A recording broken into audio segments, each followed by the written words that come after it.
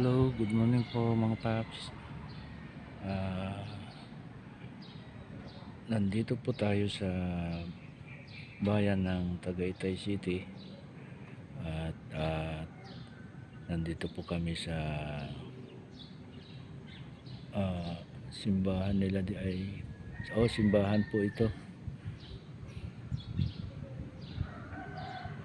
Ang pangalan po ng building na ito ay Padre Pio Building, kung saan po dito ay inatid ko po yung anak ko na nag-aaral po ng caregiver, at dito po gaganapin yung kanilang mga pag-aaral. Dito po ay nandito po yung ating mga matatanda na nawala na pong mga kakayahan na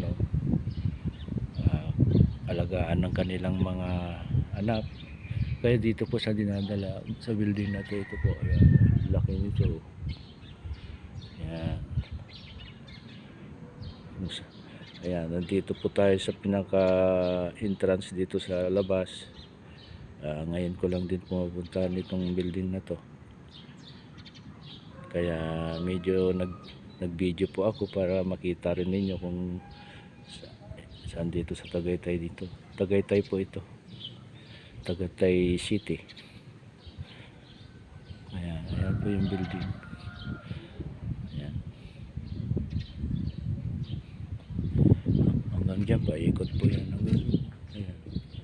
Malaking building po to, kung saan ang daming mga sasakyan na dumating. Ayan. Hanggang dun sa alabas na po yan, exit na. Ayan, exit. Ayan. Ang entrance po nito ay nandyan sa lugar na yan. Ayan.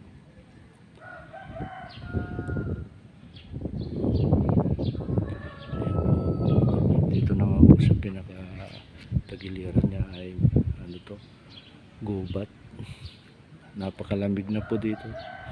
Lamig ng hangin ng sari-sawiwa dito kasi buntok to. Ayan. Kumbaga parang nandito sa lugar ng Tagaytay na malayo rin sa bayan ng Tagaytay. Lumang building po ito. Nandiyan po yung mga ating mga matatanda na inaalagaan nila, wala nang nag-aalaga sa kanila. Yung iba naman mayayaman pero hindi na maalagaan ng kanilang mga anak. Yan, building na yan. Ganda, okay. Yan yung baba. Okay, hanggang dito lang muna yung aking munting pag-video. Sana huwag niyong kaligtaan. Share and like yung aking channel, Papa Nards TV po. Salamat.